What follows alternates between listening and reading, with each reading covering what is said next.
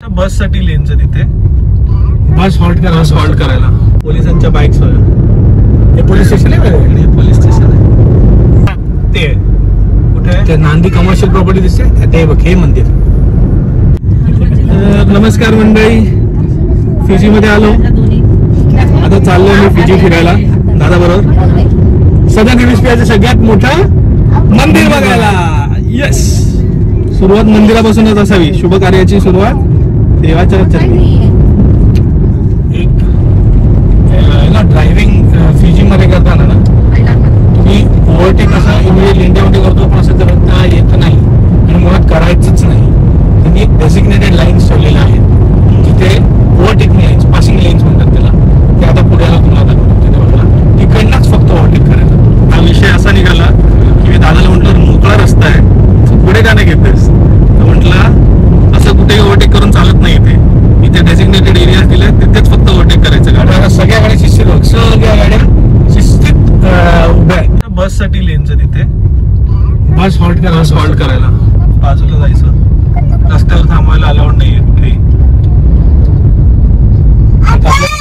आता आपल्या समोरचा पण आहे, समोर सगळ्या लाईन मध्ये मोकळा रस्ता असून सुद्धा कोणीही ओव्हरटेक करत नाही. आता पुढे एक सिग्नल येईल, आता साईन बोर्ड येईल जिथे ते मेन्शन करतात की देयर इज अ पासिंग लेन. एक अर्धा 1 किलोमीटरची पासिंग लेन असते, तिकडनं फक्त पास करायचं. फिजीची नॅशनल युनिव्हर्सिटी आहे पासिंग लेन.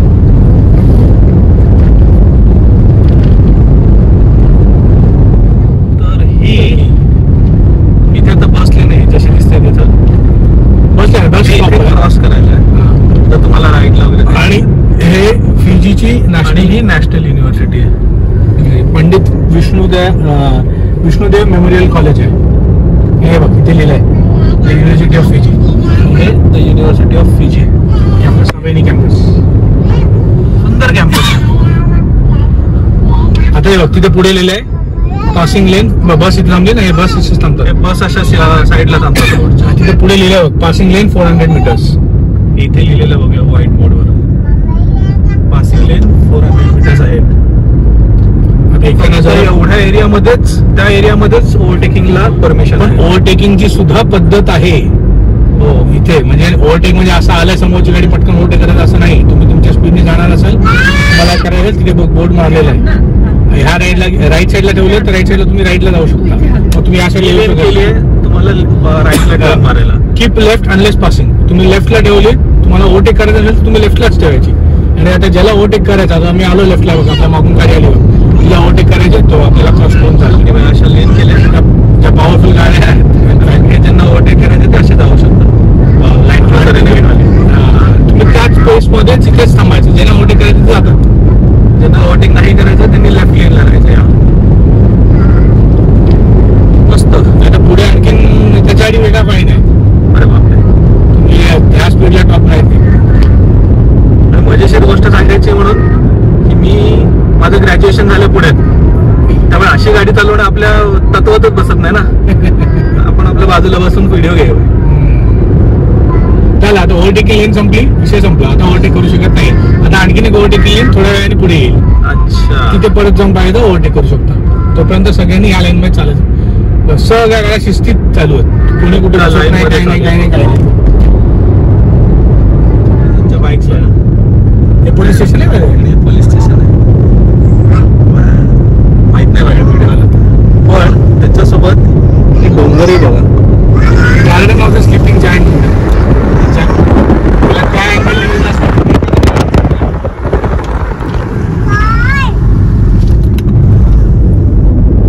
ऍक्च्युली ते व्हिडिओ मध्ये एवढं व्यवस्थित कॅप्चर करता येत नाही गाडीमध्ये असल्यामुळे. But it actually looks like की कोणतरी जायंट झोपलाय, त्यामुळे याचं नाव आहे garden of the sleeping giant. पण आपण आता बघ असे शिस्तीत लाईन मध्ये सगळे. नाही, आपण आता पहिलेवाला जे पासिंग लाईन होती ना ती सोडून आता 10 मिनिटं झाली. आता 10 मिनिटांनी आता आणखीन एक पुढे पासिंग लेन येईल बघ. अच्छा, ओव्हरटेकिंग साठी पासिंग लेन बसली ओव्हरटेकिंग. ओके, आता इथं पुढे आल्यानंतर पासिंग लेन येईल. बेसिकली पास करायचं. बेसिकली इथे आल्यावर आपल्याला पेशन्स शिकायला मिळेल. पेशन्स लागतो. म्हणजे पासिंग लेनला ओव्हरटेक करेपर्यंत तुम्हाला पेशन्स ठेवायचं, विच इज व्हेरी गुड. त्यामुळे ऍक्सिडेंटचं प्रमाण पण कमी आहे आणि लोकांना माहिती आहे कोण कुठे काय करू शकतो. कारण की त्याचं पासिंग लेन तर बाय डिफॉल्ट लोक पासिंग करणार, मध्ये कोण घुसत नाही. त्यामुळे एक रिस्क फॅक्टर जो असतो तो बाय डिफॉल्ट हाफ होऊन जातो ना. महत्वाचं म्हणजे इथले लोक कायदा पाळतात. हा सगळे आपल्याला शाळेपासून शिकवले जातात. एखाद्या व्हिडिओ मी मुलाला शाळेला सोडायला करेन, घोडे बघा छान आहेत. आणि व्हिडिओ मी मुलाला शाळेत येतात त्यांना शाळेत असताना पण शिकवतात की कसं ट्रॅफिक मध्ये गाडी कशी चालवायची, कोण आलं काय थांबवायचं. इनफॅक्ट इथे एवढं शिस्त आहे की तुम्ही झेब्रा क्रॉसिंगवर पाय जरी ठेवलं तरी गाड्या थांबते. ही आता आली पासिंग लेन, अनदर 400 मीटर्स आहे. आता त्या 10-12 मिनिटं झाली आपली. तिकडनं आता इकडे इथेच तुम्ही फक्त क्रॉस करू शकता. आता अर्थात आपण काय एवढी फास्ट जाणार नाही, त्यामुळे आपण लेफ्टलाच ठेवू आणि ज्यांना आपल्याला आपल्या मागच्या ज्या गाड्या ज्यांना आपल्याला क्रॉस करून जायचंय ते साईडला क्रॉस करून जातील. सेम नियम सगळे सेमच. तुम्हाला जायचं नसेल क्रॉस करून तर तुम्ही गाडी लेफ्टला ठेवायची आणि message keep left unless passing. तर आता आपण लेफ्टला ठेवले, जे राईट ज्यांना पास होते बघ मागून आपली गाडी आली, तिला पास करून जायचं होतं आपल्याला, ती वेगळी चालली. तो एवढा वेळ आपल्या मागे होता, हॉर्न नाही, काही नाही, लाईट नाही, काही नाही. त्याला पण माहिती आहे इथेच क्रॉसिंग होणार, तो इकडे झालाय क्रॉस करून चालला. शिकण्यासारखी गोष्ट आहे पेशन्स. Very nice. आपण पण आता इथे थांबू. आता बघ माझ्या मागच्या गाडीला जायचं होतं पण त्याच्या मागच्या गाडीलाही बघ स्पोर्ट्स केली सीआर सीआर आहे ती ऑब्विसली जाणार.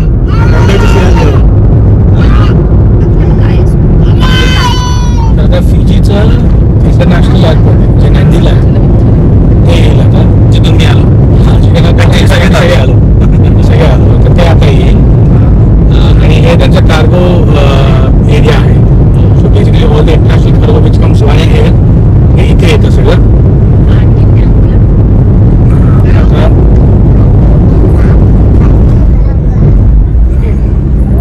त्यांचं एअरपोर्ट एवढं भारी आहे की बाहेरनं रोडवरून आपण व्हिडिओ घेऊ शकतो. सगळं दिसतंय. इनफॅक्ट पूर्ण धावपट्टी दिसते. हे एअरपोर्ट आहे, हे आहे. आणि हे जे सिग्नल्स आहेत ना, ट्रॅफिक सिग्नल्स, ते बऱ्याच जणांना कन्फ्युजिंग वाटेल पण ते मुळात तसं कन्फ्युजिंग असण्याचं कारण नाहीये. कारण की ह्या लेनसाठी सरळ, ती लेन सुद्धा तुम्ही सरळ जायला वापरू शकता. पण तुम्हाला क्रॉस करायचं असेल तर ती बाजूची पाहिजे. जी मधली लाईन आहे ना त्याच्यासाठी स्ट्राइप्स स्ट्राइप्स आहेत, ते तुम्हाला क्रॉस करून त्या लेनला जायला, त्या साईडला जायला, यू मारायला वगैरे. तर आता बेसिकली आपल्याला सरळच जायचंय. आपण एअरपोर्ट एरियाला जाणार नाही. हा एअरपोर्टचा एरिया आहे. तर तिथे लिहिलं आहे नांदी एअरपोर्ट. एकच इंटरनॅशनल एअरपोर्ट आहे इथे. तर आता ह्या लेफ्ट लेनला जर आपण ठेवलं, लेफ्ट लेनला तरी चालेल, ह्या लेनला सुद्धा चालेल. पण जर राईट, एकदम एक्स्ट्रीम राईट लेनला जर ठेवलं आपण फक्त राईटलाच जाऊ शकतो, सरळ जाता येणार नाही. हे नांदी एअरपोर्ट आहे. हे नांदी एअरपोर्ट गेलं. नायडी लिहितात पण उच्चारतात नांदी. हे NADI लिहितात पण म्हणतात नांदी. नांदी. आणि जे बरेच सारे जण इकडनं पॅसिफिक आयलँडला जायला ट्रान्झिट करतात. आणि नांदी एक one of the Fiji is one of the bigger locations. तर ट्रान्झिट करण्यासाठी हे ट्रान्झिट हॉटेल आहे. हे जे ट्रान्झिट करतात त्यांना त्यासाठी हे हॉटेल आहे.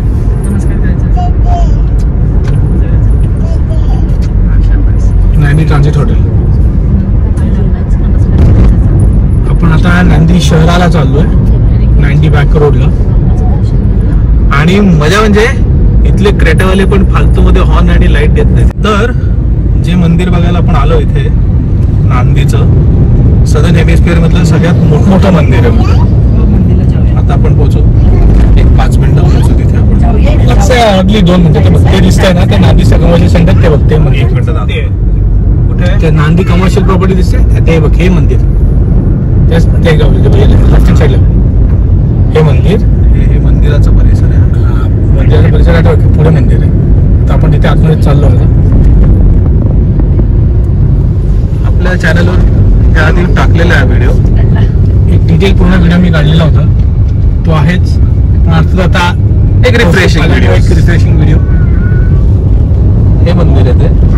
आणि आता हे पार्किंग एरियाला चाललो आपण मंदिराच्या. आता इथून असं संगम सदानंद भवन पार्किंग एरिया. बाप्पाला नमस्कार करायचा तिथे हे जाऊन. बघ ते मंदिर. हे लवकर खाणं काय असं सगळं मंदिर बसली आहे. आहे. तू आहेस.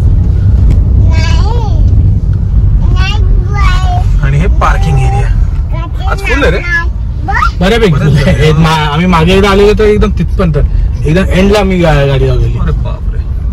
त्यातल्या त्यात आज बरी कमी आहे गर्दी या साईडला बघून. तर आता इथे गाडी लावून आपण चाललोय मंदिर परिसर. देवासाठी थोडा नारळ घेतला. भारताबाहेर कुठेही गेलं तरी शेवटी आपण भारतीयच हे की नाही. एवढं सुंदर मंदिर आहे. परिसर पण खूप छान आहे, स्वच्छ आहे. इथे चप्पल काढायला आहे, चप्पल स्टँड, आणि तिथूनच नारळ वगैरे घेतला आपण. आणि हे आमची छोटी कंपनी बाप्पाला नमस्कार करतात. बाप्पाला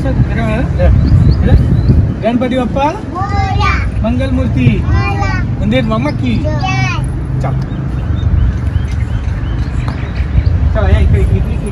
मला नमस्कार करून ते दीपस्तंभ आहे आणि भगवान कार्तिकेयांचं वाहन मोर, कारण कार्तिकेय मंदिर आहे ना.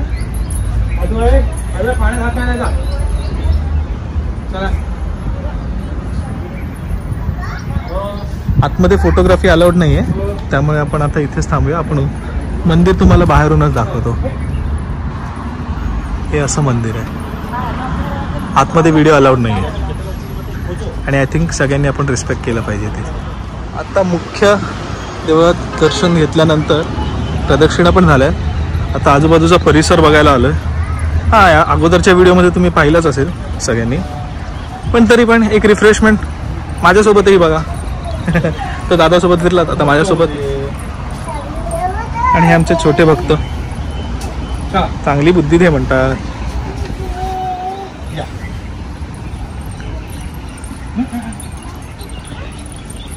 इथे दादाने सांगितल्यानुसार इथे प्रत्येक मंदिरात नवग्रह हे असतातच असतात, तर त्यांचेही दर्शन घेऊया.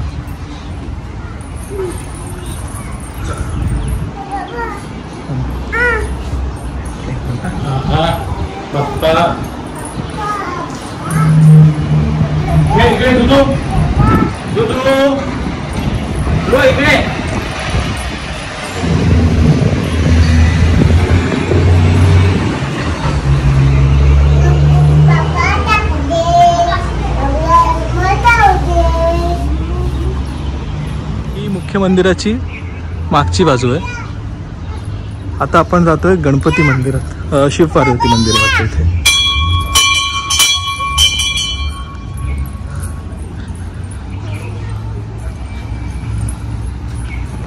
जिथे जिथे तुम्हाला दर्शन घडवता येईल प्रयत्न आहे ते करून देण्याचा.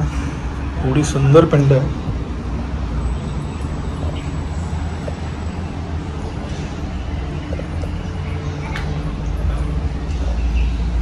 हे मंदिर परिसरात छोटे छोटे असे मंदिर आहेत. आपण आता जाऊया गणपती मंदिराकडे.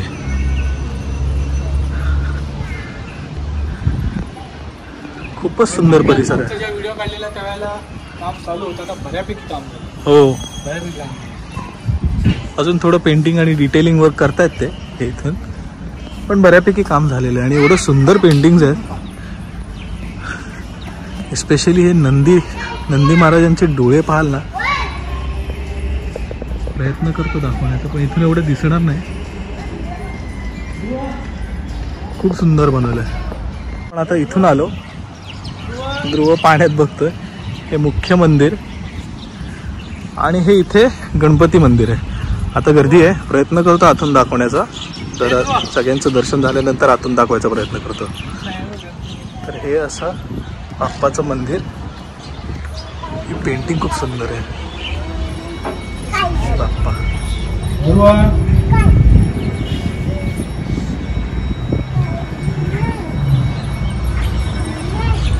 तर हे असं मंदिर परिसर, हा मुख्य द्वारातनं आत.